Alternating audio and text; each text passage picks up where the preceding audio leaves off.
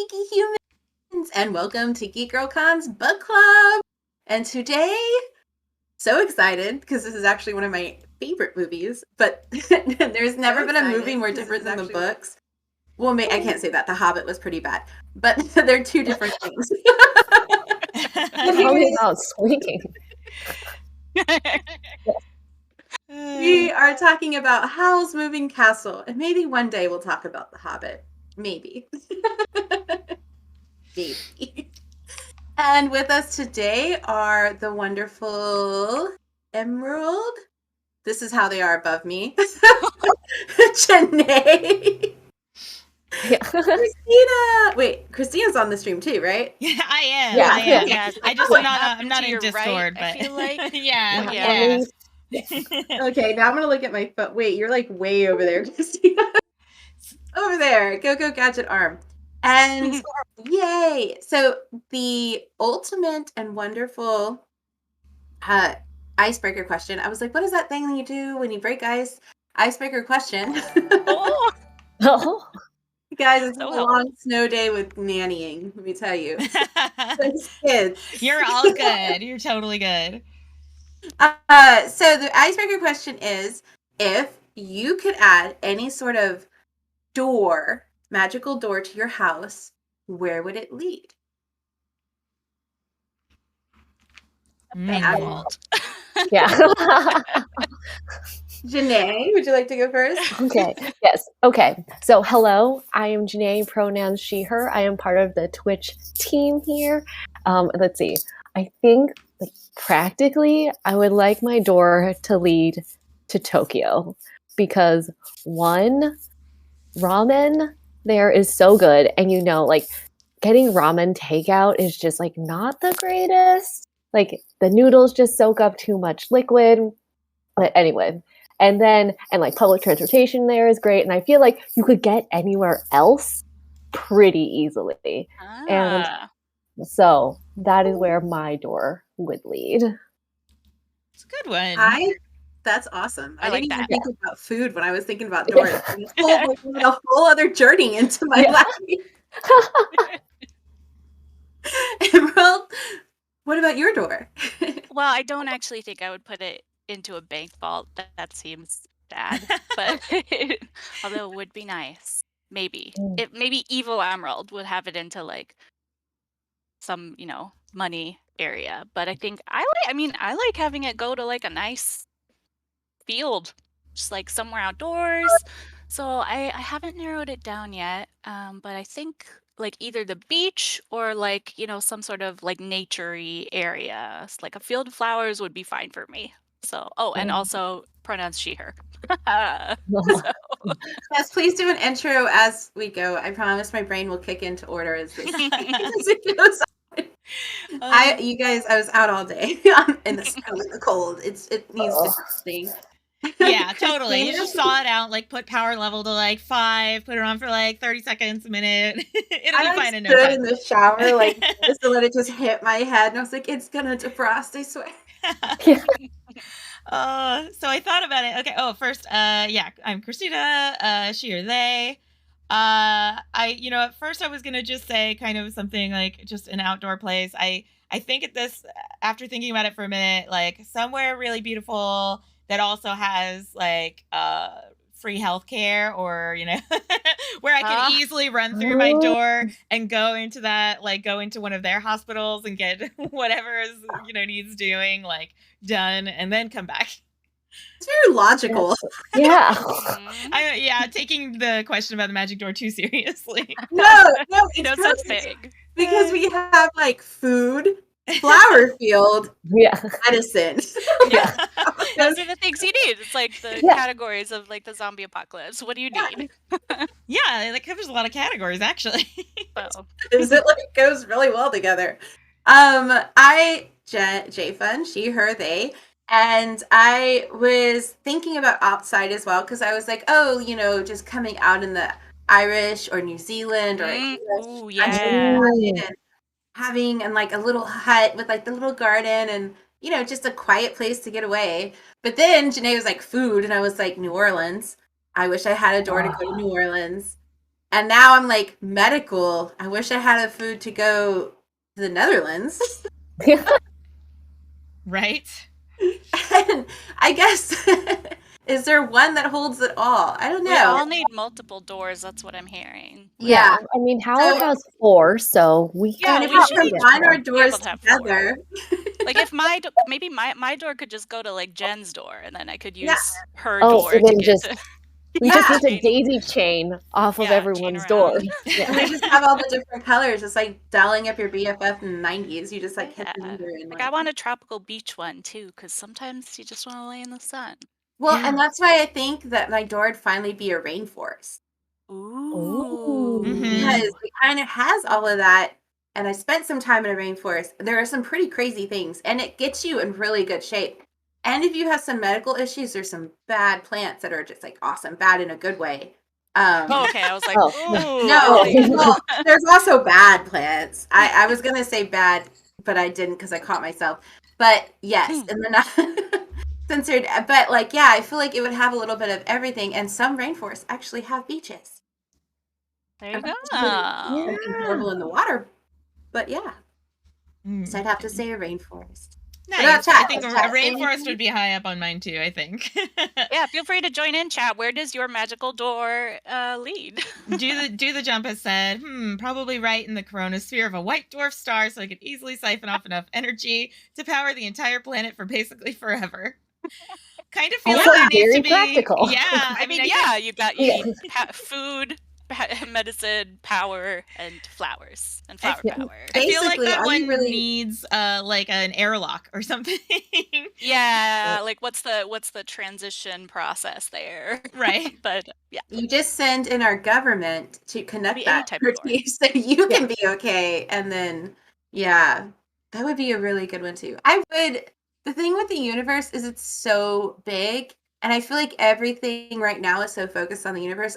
Another door would, with proper gear, probably lead into the deepest depths of the ocean with proper lighting, just so I can see what the heck is going on. yeah, nobody knows what's going on down there. It's crazy. Welcome All to we our know stream is- about magic doors, everybody. Because this is actually really a fascinating topic, as it turns out. I know. I'm like, ooh. Oh wait, we gotta talk about this book. Same. Apparently, Same. Sorry, that went on for a little bit. But, I mean, it does have a lot to do with Hal's moving castle, because all of those magic doors that he created himself helped him escape, like, possibly like, every sort of different type of life conflict that you could ever have. And then it kind of made me think, like, if I escaped, like, if we could have magic doors, right? Do And- we not already have magic doors? Sorry to interrupt, but Well, no, we do what's not. up? Oh, but That's my But take. yeah, like, you know, it's great. And then when you think about it, like, if I had a magic door right now, because of just why is it snowing? Yeah. And I miss the sun, I would definitely be somewhere like sunny right now. Soak it up You that need- vitamin D. Yeah, You need the beach door today. because my Texan body is not used to it. I went outside. I literally normally I'm like, oh yeah, December, mentally I'm prepared. It's February. It's February and it's snowing. I think it tends to be. I think it actually snows the most in February here. I think I remember reading that somewhere that like we get more snow in February than other months. But Yeah, maybe there's I'm usually, making that like up. a cold Someone snap, can like Google end it. of I don't- February, beginning of March. There's been like snow or hail or Right? See, hell I can get, at least I like you get a storm. But yeah. But so what did you guys think about Hal having Doris at escapement all the time though? I felt like that he was really escaping adult life doing that. Just saying. What are Yeah. y'all's feelings on the doors? Didn't Sophie call it like he was just like really good at slithering out of oh, he's a slitherer outer. Yeah. And the doors were like just another way for him to Slither escape out. confrontation or any sort of responsibility. Just kind of, slitherer Are you outer. like moonwalking out? Yeah, 'Cause panic that would moon. be cool. Yeah. I'm glad you picked up on that. Yeah, So it means that it's hard to do from just like a head, but I can. Yeah. Or you can portray that. So good on Yeah. you. Thank you. I was gonna pick on Emerald and ask her to do it because she's read it so much, but I was like, does anyone want to give a brief description of the book? Because it is fairly different than the movie of Howl's Moving Castle. Are you just picking on me, or were you just threatening to pick on me? I am picking on you now. Oh man, I didn't study for this. You have the book in front of you. Just read what's on the back. Yeah, that's a good call. Good call. It's different from the movie in many ways. So, Howl's Moving Castle by Diana Wynne Jones. Here's my creepy copy that's old, and I actually honestly can't tell like which of these people is Howl and which is his like assistant. I think that's Marco at the bottom because Howl's Yeah. blue. Yeah, that's a good point. It's if you've seen the movie, it's similar to the movie, but it's also totally different.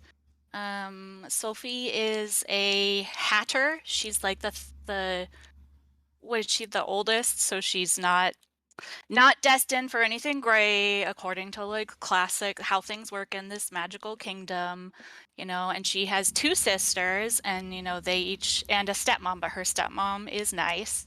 And she can somehow like imbue the hats that she makes with like magic. So like whatever she's like just thinking about, wherever she's escaping to in her mind when she's making the hats, like, oh, this you'll make somebody, really look really pretty, or she says like imbues like life characteristic traits into these hats, and people buy the hats and they're like, oh, cool. And so she starts to have their shop be really popular, and then dun dun dun, the Witch of the Waste shows up and does something, and we learn that Sophie has been turned into a little old lady, and she's like, well, I can't stay here, my family will be like, WTF. And so she runs off into the waste to find Howl's Moving Castle to like try to, he's like a wizard, maybe he can help, maybe I can figure it out there. And it becomes a journey about her, coming to terms with who she is and accepting herself, and who she chooses her family to be, and how everybody chooses their role within that family. And I mean, no spoilers, but I guess spoilers, like she turns young again at the end. Magic. So I feel like when people tune into our book clubs, they have to expect there's going to be some spoilers at this good, point. good. Yeah. Totally. By accident or totally planned. Yeah. Yeah. And then Howl is like, an irresponsible wizard just off doing his own thing, and one of his doors leads to like Earth, I guess. Like modern Like- London doesn't it? I might have skipped that. Yeah. Did you know the one about Wales. the space store? Yeah. Oh, so Howl is also known for stealing women's hearts, like making them fall in love with him and then taking their hearts. And so what Sophie's heard through rumors is using them in potions and different spells that he has. And so she kind of has this like, I don't want to think you're attractive because I know you're kind of a jerk. Right. But He you're has kind this reputation as Yeah. like both a jerk and kind of a bad guy. And yeah, but he has a guitar he doesn't know how to play, but he only uses it to swoon women. Made me die laughing. I was like, man, that summarizes so many guys in my life. But yeah, it's yeah. Yeah, Good feel free to add in the parts that like kind of struck you, since I like have read this many times in my childhood but didn't actually read it.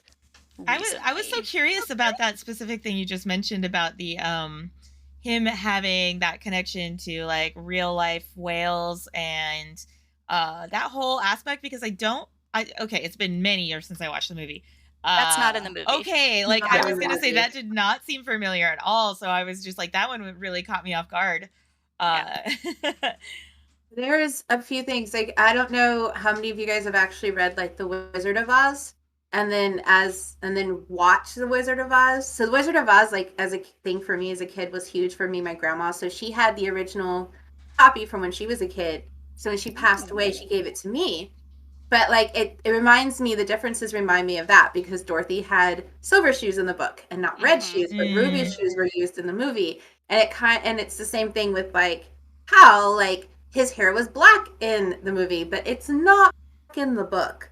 And the way that Sophie's mannerisms and her strength came up doing all the different. Oh, she was hired as a cleaning, not hired. I wouldn't even say taken No, in as a she cleaning kind of lady. forced them to hire Yeah. her, right?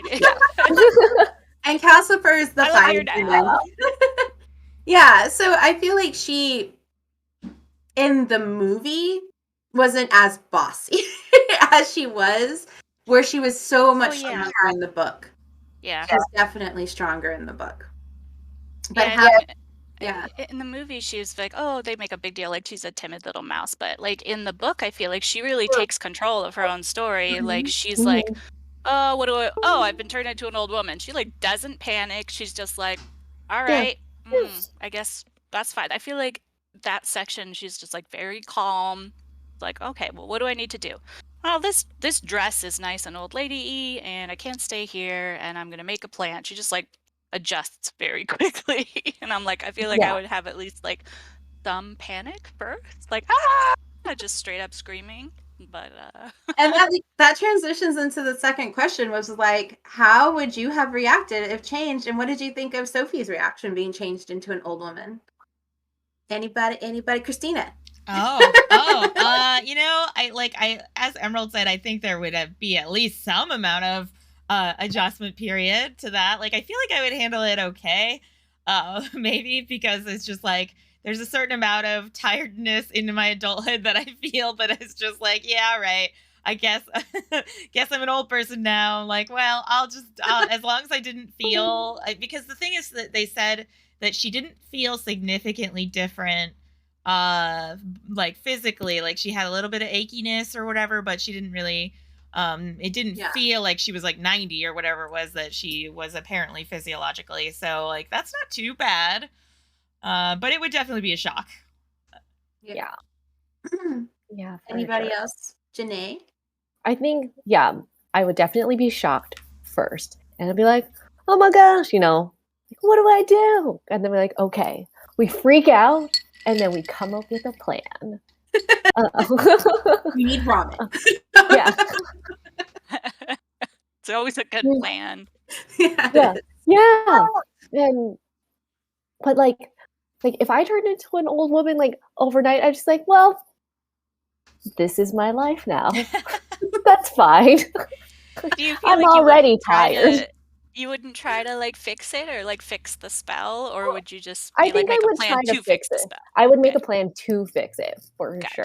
Yeah, that was what I was gonna say. Yeah, was that like it was weird. That was the weirdest part. Not even that she took it so well, but that she was just like, "That's it. Like that's it. I don't care. I'm not gonna tell anybody that I'm like this. I'm just gonna like, live as an old woman now." Yeah, I feel like Sophie was like very resigned to her fate and like sometimes just like really didn't try to change anything about it, and was just kind of like really passive and like, but then over the course of the book starts to become much stronger of a character, and there is that development where she's like, no, like I do have control of my life. I can like make these decisions and make these choices to kind of like, lead my life down a certain route or like the way I want it to be, not necessarily what I think needs to, what's been written for me. Yeah. Oh, wait, I did have a fun fact though about Wizard of Oz since you brought it up. Fun fact. Yeah.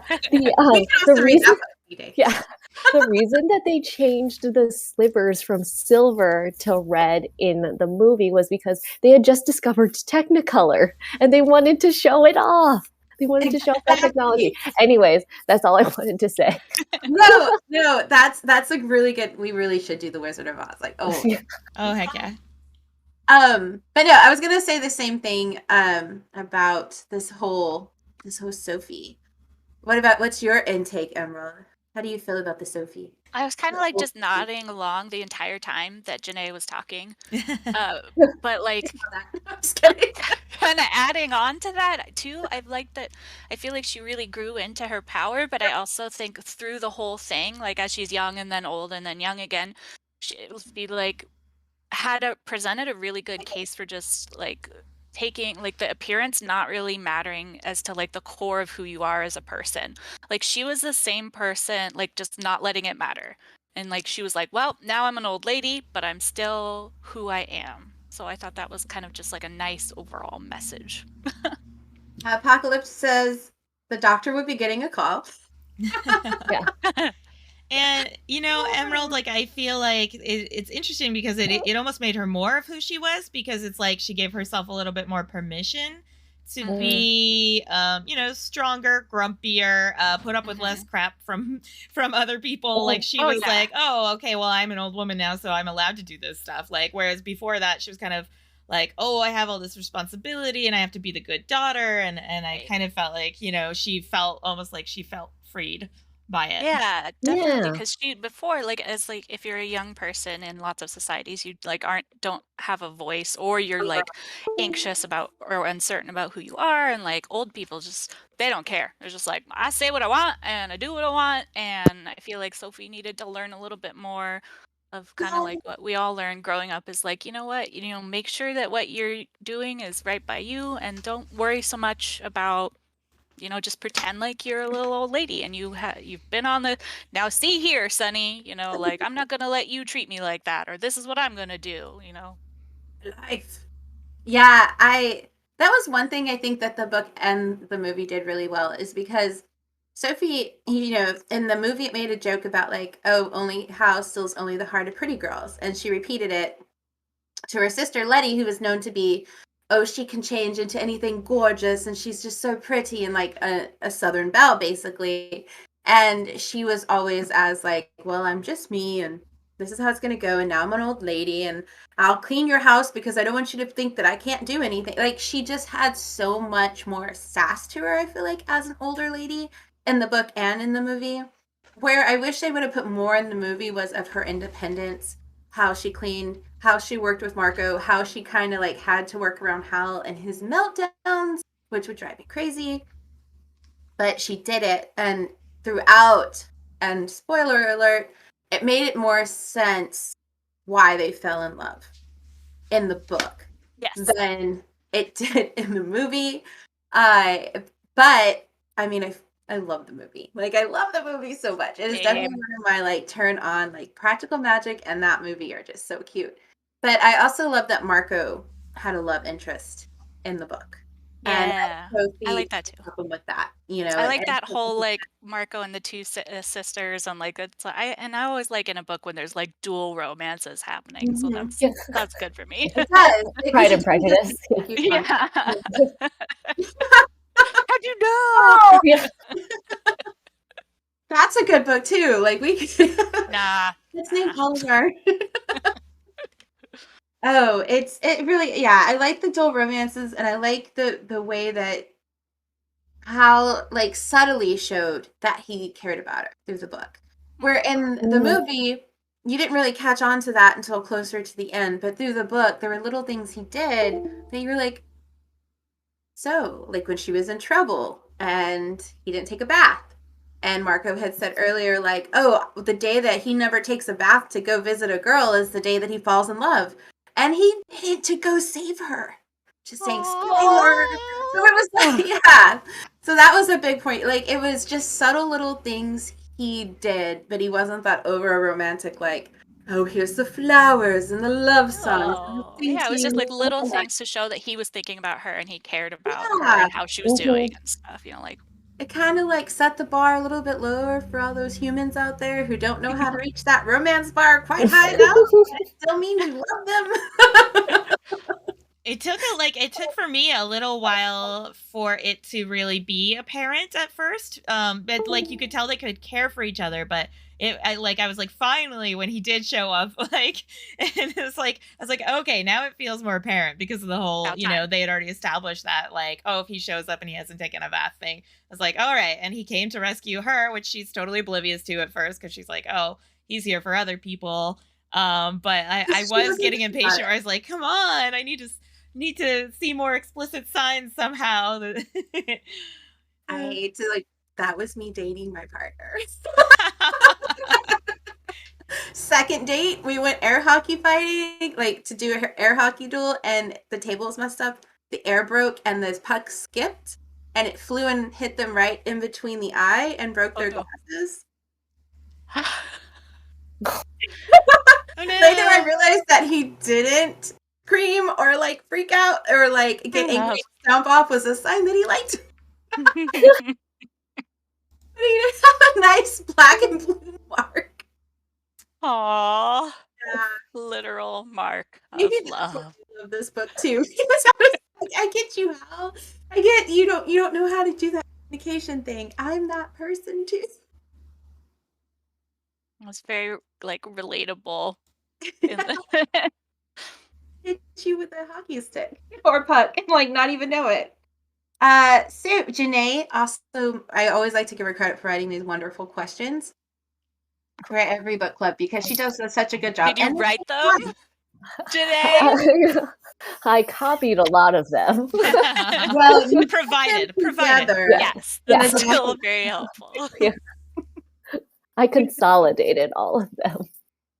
And it's appreciated. Hey, Selena. So the next question I wanted to ask, and I just thought it was appropriate, but how does Sophie's family life set her up for the adventures for the rest of the book?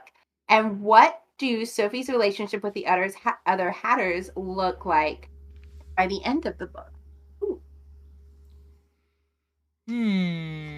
Okay, who have I not picked on to go first? Jannae! Oh, okay. Oh no! Oh no, I wrote that. I'm just I kidding. wrote these questions and you read them. She just already now. did her part of the Yeah. work. She's supposed to have opinions on the stream? What do you I know. Oh my gosh. Okay, Yeah, I have you're to read you're the question again. curator. I think that's Yeah. totally fair. Yeah. Okay. How does magic let me affect see. familial, blood, and chosen relationships? Yeah, that was the question, right? No, the question Oh, was no. how does Oh. Sophie's family set her up for the adventures in the book, and what does her relationship with the Hatters look like at the end? But if you also want to add in that question, you can. Sorry, I read the Okay. wrong one. Yeah. No, no. you're like the got it. family in there, so Yeah, that's true. Oh my gosh. So let's see. I think like seeing like she has a very What's that I think she sound? has like a pretty healthy relationship with Jake? her sisters and and her stepmom. I'm glad that that they didn't make the stepmom like, the fairy tale evil stepmother, and there was still like that love and that bonding between all of them. There was like so that was really nice. Oh yeah. interject real quick? I just want to say that I feel like now that you're saying that, it's like, oh my gosh, they were saying right from the beginning, you don't have to like fulfill the role that you're supposed to. Like, it's like, light bulb moment, because that's what she is in her family. She's like, I'm resigned to being the least successful daughter. But also right at the beginning, they're like, she's the stepmom, but she's not an evil stepmom. Yeah, so it just kind of was like, yeah, like you don't have to fall into, what people think you should fall into, or the role that you think that you should have to play. But I liked that all of them were like just like so supportive of each other, and like ultimately they just like really like her sisters and her stepmom like encouraged Sophie to just go after like what she wanted, and she didn't have to like be resigned to like being unsuccessful, and everything that it seemed like the stepmom tried to do was to like set them up for success, or what she thought was like success and like the best life for them. And I don't know, I still think like even though Sophie ultimately like decides to stay with Howl and not be with like her blood family, they were still all like so understanding, and they had like a really strong bond and relationship.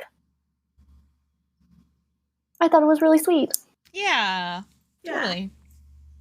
Christina, you want to add to it? Or were you nodding? Yeah, I mean, I was, definitely nodding along with that, but I guess I just, there were a lot of different dynamics that were nice, and like the relationship with the sisters, and like the one that stood out often to me was with Calcifer. Honestly, like the dynamic with them is so good.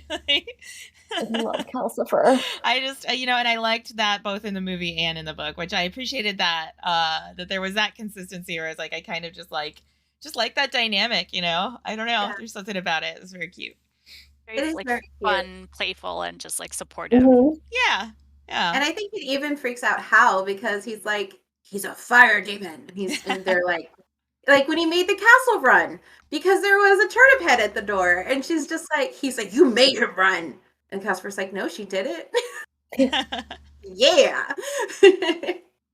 I feel And it's like Sophie and Calcifer are like when you meet someone and you just automatically kind of gel with them, you know, and you're like already have like a kind of a good relationship back and forth, kind of like understanding, kindred spirit type of situation. Totally. That's this panel right now. Aww. You can't see it unless you look at the stream, but I'm making a heart at you. I see it. Well, is it this heart? Because it took me forever to practice this heart. Oh yeah, That it yeah, was the heart. the little bitty Oh, that other hearts. I love those. Yeah, I learned that from watching First time? too many Korean Yeah. shows. That's where I started picking that one up. Oh, I love a good cake. I was like, how is that a heart? Oh, it's Yeah. Yeah. visible. Like couldn't figure it out. I don't understand. But then I got it. And I'm so proud of myself.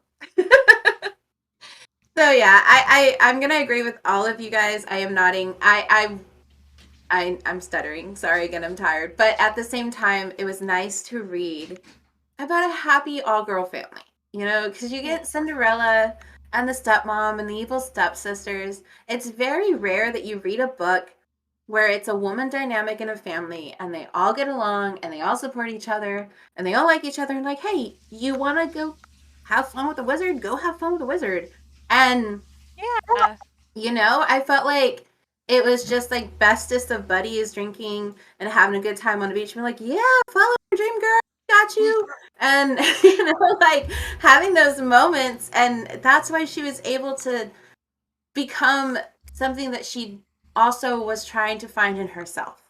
I feel like, because I don't know about, yeah, because like speaking personally, I'm the middle child of my two brothers in a Hispanic family. I'm the only girl for generations until my cousins come in, and that's it. So very much so, the fact that I moved from Texas from my dad, and the fact that I didn't stay there and take care of, like, I felt like always like I could bond with Sophie because I didn't want, like, I love my dad dearly, but like, why, you know, you have the choice, right? And then everyone's expecting you to do that choice. So when I actually left, my brothers were like, okay, so now we have to take care of dad. Like it was kind of like the same shift when she was like, okay, I don't want this anymore. I'm going to go be with Howl. It's like, I'll go be with Seattle. And and I left. And so this book has always been my escape when I felt guilt or when I felt bad about it, because it just always makes me feel better to read that, like, oh yeah, like it's okay to really. And my dad's, you know, never said, hey, like you have to stay and you can never move, but it was just one of those things where anything big happened in life, I was there for him. And so were my brothers, but it was just more like the daughter-father relationship. So it's cool to read in a book that all the girls were like, get out of here, go have fun. Yeah. And not have to put all that pressure on her, because you're so not cool. But yeah. Yeah, it was nice. It's just like adding to that, like nice to see that like supportive, like female dynamic, family dynamic, but like they weren't perfect, right? They weren't like picture perfect family. They all had flaws or like didn't agree with each other in both Sophie's like familial family and like her family in the castle. It's like they did things that irritated each other, and that's fine. That's healthy. They still loved each other. You know, like the mom wanted the younger sister to go off here because that would be her best shot, and the other sister to go there. And they're like, no, that's not going to work for us. We're going to switch. But they still like accepted one another and loved one another and supported, you know, Sophie doing her castle thing. And I think that was really like healthy representation of both, you know, blood and chosen families. Is that like, you know, you can love someone and in spite of their flaws, with their flaws. Because nobody's perfect. I promote flaws. Like when I meet people and they're just like so flawless, I'm like come on. What? Like, there has to be a flaw. Like, I mean, I don't care that you're like a feather and so perfect, but like, come on, have a flaw. Yeah, what's the nitty gritty? What's like your like secret trauma? Like I want to know that you like sold your heart, fed your heart to a fire demon, power your castle type of situation. Yes, I give my soul to my chihuahua every night. It's Hands really down, good Bruce to has it. know. Like, actually, I think everybody should really just be very upfront about who they fed their heart and or soul to. Yes. I That's a mean, good anyone point. that walks in and sees my relationship with Bruce, they know he has my soul. Flawless batter makes a flat pancake. That's what Jim says. Exactly. We need those bubbles. Excellent. On another thing, I also learned how to make mini Nutella pancakes, but that's on a side note. It just reminded me of that. Oh Yeah. my If we have time at the end, I'll totally tell you guys. Yes, That So sounds amazing. But the other question, I like the natural flow of this, so it's hard for me to stop to make sure I get all the questions, but I want to respect the person who put them all together. So Oh. sorry. Oh. They're only sample questions. We don't have to get to all of them. Let's see where the conversation leads us. Yeah. They're nice, Well, nice sometimes the interjections, conversation leads us out there. Yeah. But no, I do now want to talk about like the big differences that were in the movie and the book. Mhm. Like, how many of you guys have seen the movie? Raise your little hands. Yes. Right? Yes. We all Yeah. have. Yeah. Yay. Okay. Yeah. So how many I of you just guys watched the movie. Love the movie. Love the movie. I I have the like picture book Aw. sitting right next to me. Nice. good. But I also love the book. But yeah, you have to think of them as separate things. Separate. Or at least I do, because otherwise, you know how it is when you love a book and then they make a movie, you're so excited, and it's like, oh, I hate it because it's not how I pictured it, or it's not the same. It's like, just think of it as something totally different, like a different interpretation. I do the same thing with Ella Enchanted. Like, I love it's one of those like formulative books I read as a kid, and then they made the movie, and I was like, what? I have to think of this. If I think of it as a totally different story, I really like it and enjoy it. If I think of it as the same thing, I'm just like mad. Yeah, I'm with you there. I love both of them separately. Yeah. It's kind of like how like Ready Player One. Like I loved the book, and then I saw the movie, and I was like, well, that wasn't exactly Pretty different, right. but it's still enjoyable. Yeah. No, I had a hard time with that. I loved the book. I loved the author and I loved the book, and then I saw the movie and I was like, different time frames. Maybe that's what's going on here. Yeah, that book, that one was hard. Almost as hard as The Hobbit, but not as hard. Hobbit will never. I need answers right now. He needs to get on this panel. I can't. My situation with The Hobbit is I just go la la la la la la la. I'm just like, I can't. So. Because you like the movie or you don't like either? I like the book. Yeah, I love the book. Yeah. The movie, I just have to go la la la la la la la. Movies, I guess. Jannae, can we please read the book so we can just talk about this? I feel like I'll get too angry. Yeah. Because if we talk about the movie. We'll be like, no, dwarf and elf relationships. Yeah. Sorry. But this book and this movie, though. No, it was a good hit because they were very different.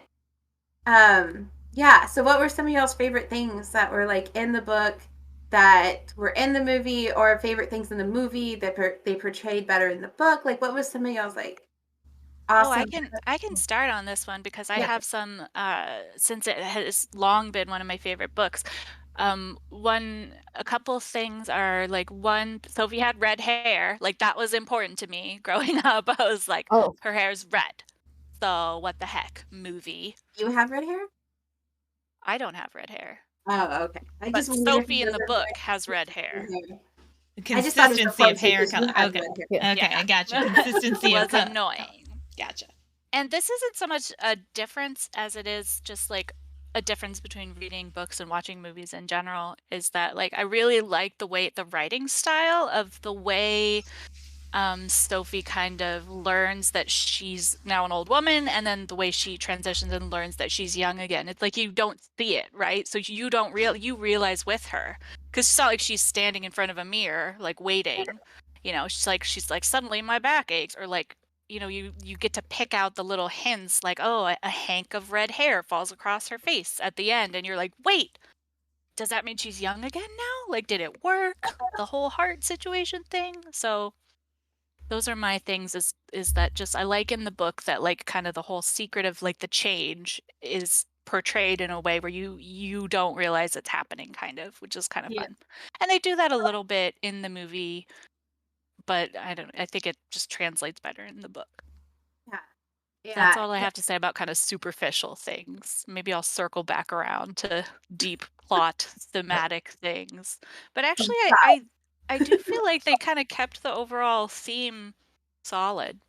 Yeah. So between both of them. Jannae, since you recently saw the Oh, movie. yeah. Okay, so I read the book and I kind of had to like finish the book quickly because I was running out of time, and I was like, okay, I'm not sure if I like completely understand what happened, so I'm going to watch the movie that the book is based on, or like, sorry, I'm going to watch the movie, and then like maybe I'll understand just a little bit more of what happened in the book. And I'm watching this movie, and I was like, I don't think that happened in the book. Like, war? Did I miss something? It's a very Like, trippy experience at yeah. going into it. Yeah, but like the visuals of the book definitely helped me because like when I was reading the book, it was like I didn't quite pick up on some of like the relationship dynamics, and it was just like easier for me to see them play out and like how the curse worked. That was like, to your point, Emerald, it was like much easier for me to see and like understand, like, oh, like I think the curse is broken.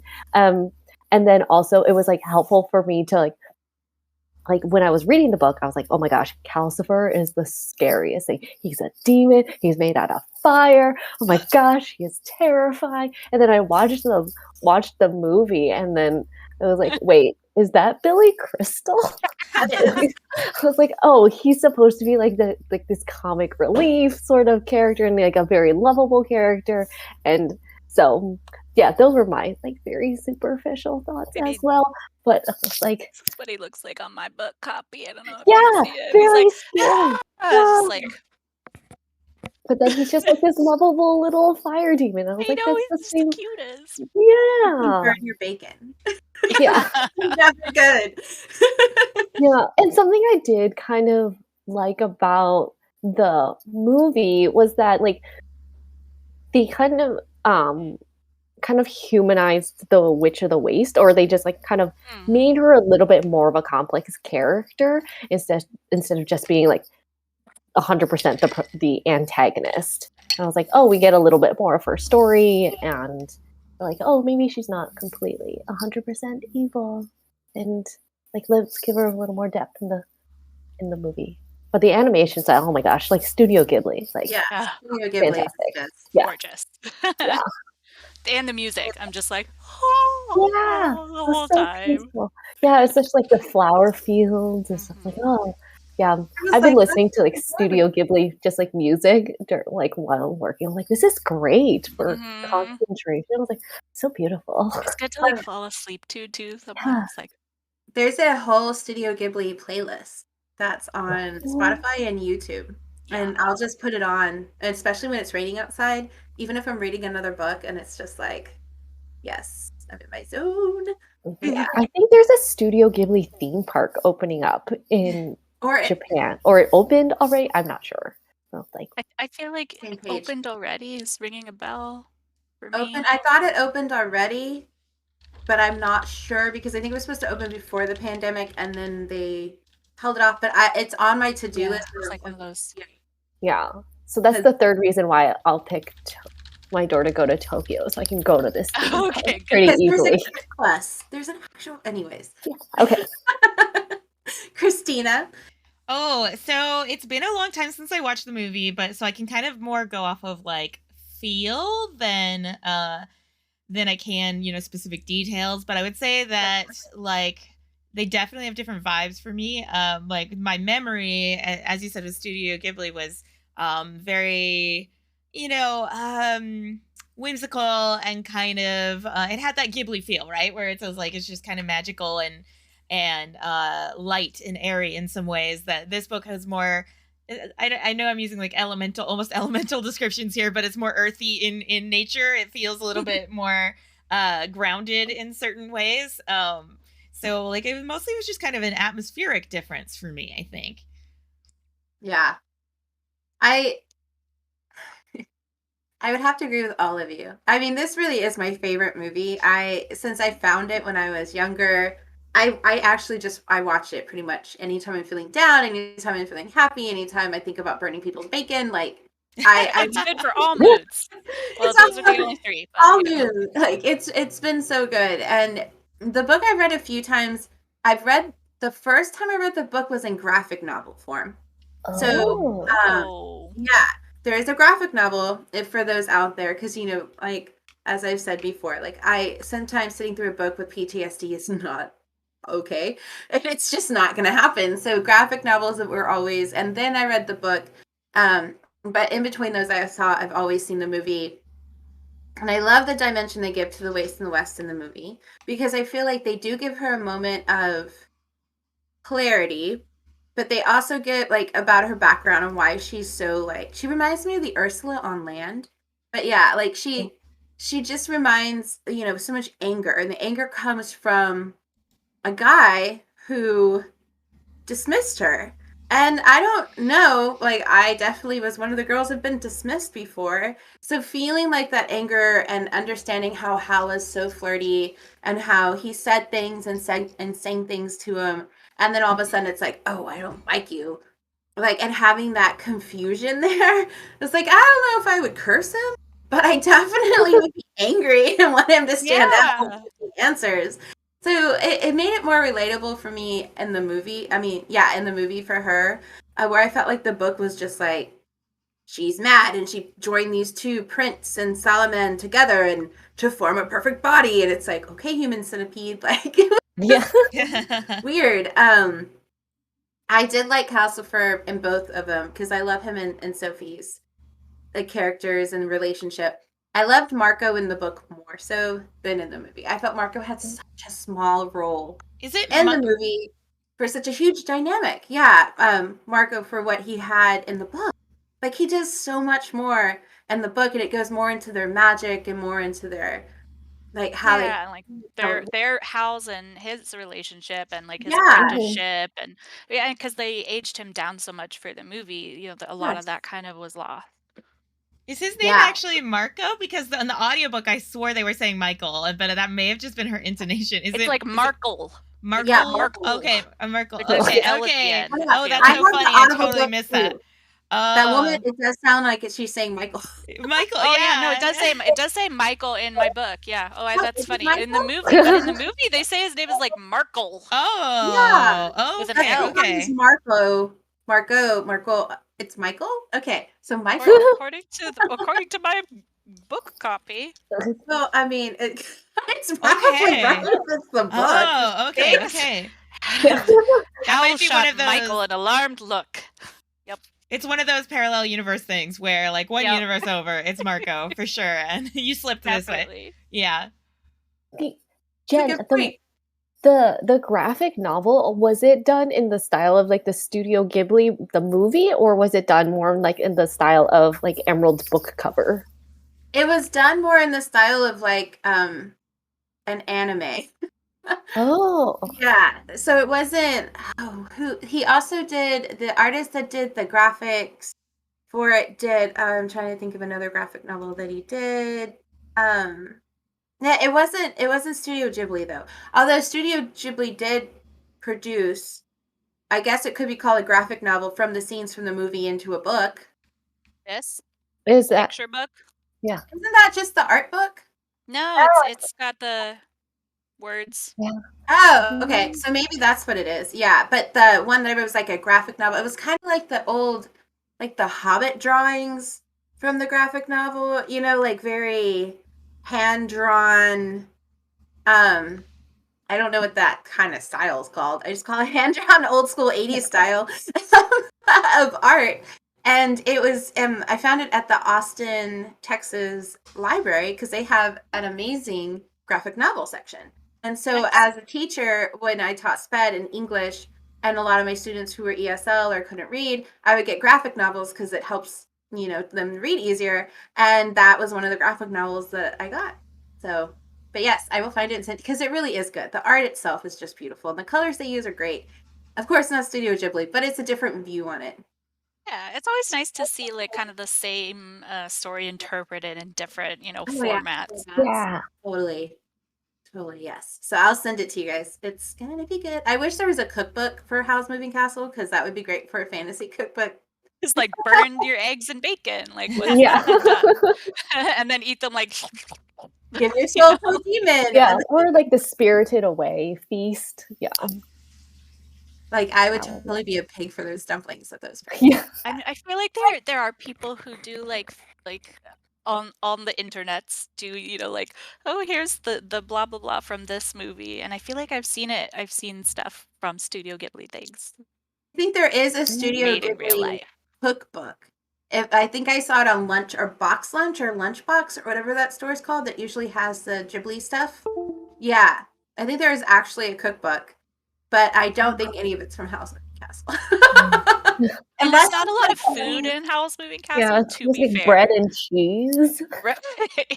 Yeah. The baked I mean, goods. you can make like a cake like shaped like Calcifer or something maybe. There's something. Ooh. I know. Okay. No, my next birthday cake. Yeah. I wonder what I'm going to make for Fantasy Feast. No, I can't. I would decorate. You guys seen my origami. If I tried to make a cake, I'd be like, this is a mountain of pudding. Yeah. Good thing I love pudding, so. Well, you would love my mountain of pudding. Yeah. I'll sprinkle like red edible glitter on it for you to make it work. The volcano of pudding. Pudding volcano! Yeah. The dream come true.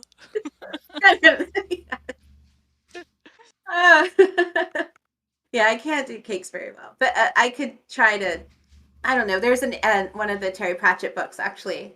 I have Nanny Ogg's cookbook that I'm gonna make for one of the fantasy. Ooh, yeah, I'm excited about that. But yeah, so 7:55, 56, and I was gonna wrap everything up, and of course I'm gonna ask for Thursday. We have what is that? Phasmophobia. That one. Now, why is this? How is this on theme of the love? Just because it's cooperative? Like, I love that the asset has like a bunch of little hearts on it. And it's like, how is this on theme? I don't get it. Phasmophobia looks scary. You would have to get Taryn to really explain the deep meanings of that, but I got the impression it was the kind of family forged in fire kind of dynamic, like your survival bonds. Yeah. The curseness of it all. Cool. Yeah, that's the impression I got. And it's just a cooperative game. Yeah. That I was wondering that too, and I also just have a hard time saying it because there was that's just like it's not on my radar of games because it's scary. It's not on my radar of words. Like I don't frequently. So when I see it, my eyeballs are like, huh? What? Okay, gotcha. So phasmophobia. Mm-hmm. That's right. On Thursday. On Thursday. Yeah, there was an old school movie called Phantasmo, and I automatically want to say that, but they're not even closely because one's funny and one's not funny. So it's like I don't want to promote the wrong thing. Go ahead, Christina. Sorry, did I cut you off? Did I say something? Oh, I was just going to read what somebody had said on chat. I was saying Prime said ghost hunting with friends, and Do the Jump said it's to represent the everlasting love of ghosts who just want to give you hugs forever. Very nice way of putting it. All they play together, they come up and massage our shoulders. Friends even after death. And there is the scholarship as well. I'm gonna do some random commands in chat now. So the scholarship, which is it is a POC, right? People, it's what is that one? It's the people that are doing it for STEM research for women in the STEM field to promote women of color, correct? Mm-hmm. Yes, that's right. For Black women going into STEM. Yeah. Mm-hmm. Which is awesome because It's much needed.